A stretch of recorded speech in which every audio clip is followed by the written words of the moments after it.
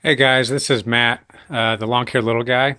I just been spending the morning just with my kids, and I just made that the video earlier this morning. But I just want to make another one because I've been kind of hanging on YouTube a little bit as well, and just the evolution of equipment is something that popped in my mind, and then also about mulch. So there's a couple things I want to talk about.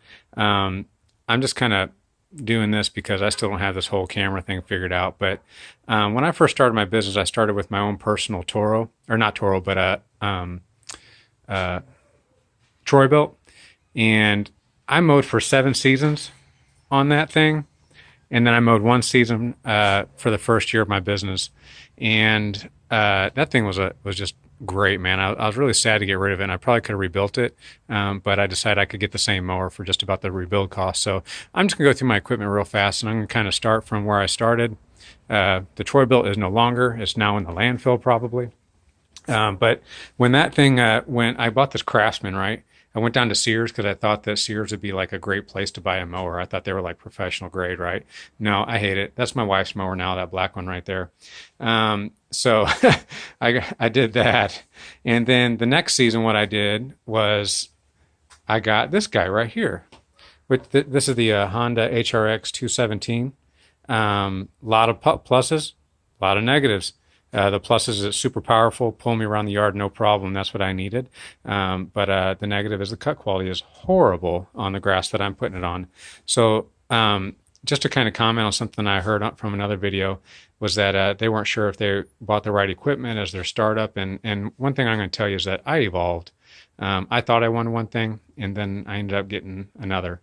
So what happened with this beast right here, this is my one piece of commercial equipment. It's a Toro Proline 32. I was watching a lot of Geek to Freak at the time, and he had these mid-sized walk behinds. But the 36s really won't fit in the back of my in the backyards. So I bought this guy. Spent a bunch of money on it, commercial. Guess where it sits? Right where you see it for the most part. And I had troubles with the quality as well because the yards are so small, and they're in such a way that I had to run the 21 over a lot of portions of the yard anyway. So I just kind of parked this guy. But then I started getting whipped. And when I bought that 32, I actually considered this guy right here, which is the Toro 30. This is the Time Master, not commercial. See, it's got the personal pace right there. Love it. I even tried the commercial before because the transmission went out. Oh no, I'm sorry. I blew a head on this in the first 4 hours of use. And then I had it done under warranty. But this was a lifesaver for me last year. Okay, so that's my third season, and I finally got to this point because I needed a wide area because I was cutting so many lawns by myself, and it was just taking too much time. So now this year, I was still kind of whipped, even though I was able to do more work. I was just whipped because I was walking everything. I was doing about 16 lawns a day all by myself, and that's only one day of mowing out of 4. Now, the other 3 days, I did not mow 16 lawns. I still have a full-time job. So this year, this is my beauty right here. I bought this guy used, and it is a residential Gravely zero-turn 34. Okay, so it'll fit in every single backyard. I may not be able to use it on every yard. I can even think of one right now that I'm not going to use it, even though the space will work. The lawn just looks terrible on it with a big mower on it, so I use a small mower. So I've only used it once this year. Bought it used, a couple $1,000s, brand new. It's about 2,600. But the commercial versus the residential, the commercial goes way up in price. Okay, so I only have one piece of commercial equipment, and I've done 4 years, and I've had up to 27 accounts. So also about the trimmers, I got a residential grade edger. This is the FC70. I just had it rebuilt, cost me about 130 bucks. I think it was about 300 bucks brand new. It might have been just under 300, but not too bad. So I have just a little bit over, but I've used it for 4 seasons, so that's not a bad investment, and it's practically new again. Then I got this guy, which is the FS90R trimmer steel. This thing is a beast, absolute beast. Loving it. Still working great. 4 seasons. Then I've also got the BG55 blower. Okay, I bought that the first year because I was using a broom on my first lawns. It only took me one day, and I'm like, baby, I'm going to buy a blower. I had no money, but I said I'm buying a blower. Then I got some hedge trimmers here. These are the Echo HC 152, real versatile, handle just about any shrubs that we got going on around here, and it's reasonable in price. Then last year, I didn't think I wanted or needed a backpack blower, but I was fixing to do leaves, and leaves are a pain in the butt. So the more area you can shoot across the yard, the better when it comes to leaves. So I bought this backpack blower, Echo again. So if you notice, I started out with a lot of steel, and now I'm moving towards Echo. No particular reason. The best way I liken it is some people like Android, some people like Apple. Okay, and you don't know what you're going to prefer until you actually try it out yourself. So that's kind of my thing. I don't know if I'm going to like Echo better. The steel has been treating me right, good, and everything, no problems at all. But I'm just going to try Echo because that's also a good name. People are also pleased with it, and then I'll find out what I really like. And that's the deal with that.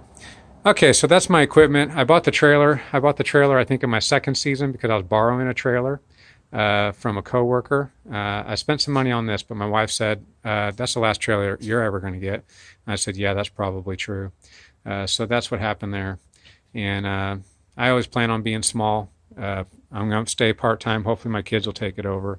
But now I got the camera on this gold diamond mulch. I just kind of want to hear what people's thoughts are on mulch. I have a lot of trouble.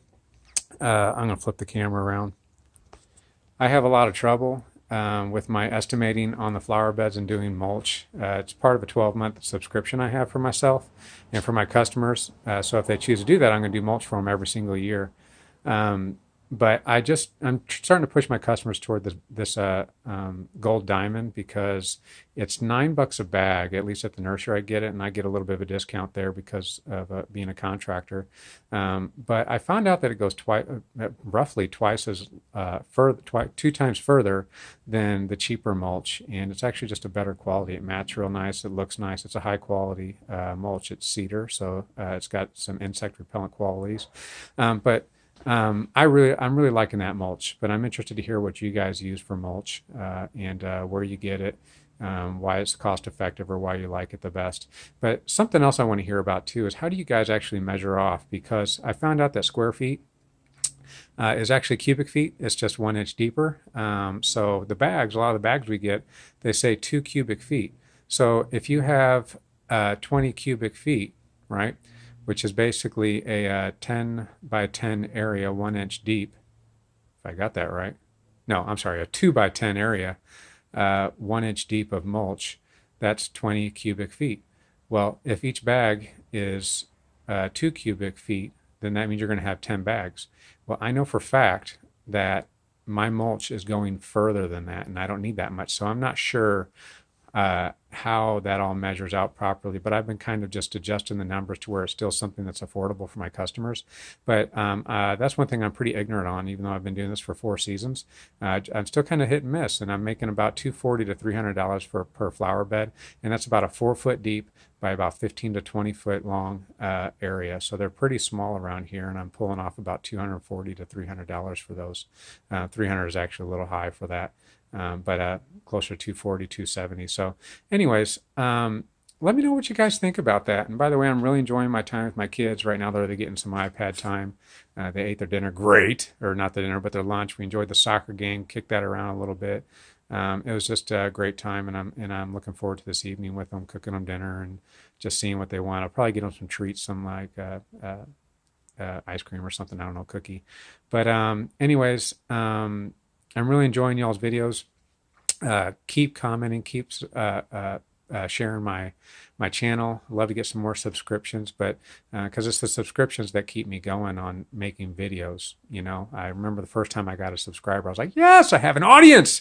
This is amazing. I am making this video literally for you. So thank you to my first subscriber. I still don't have a whole lot, but that's okay, because if you guys are finding value in my videos, if you guys are liking what I'm talking about, balancing the lawn care life with the family life, with ministry, things of that nature, or if you just like little aspects of it, just hit like, comment, subscribe.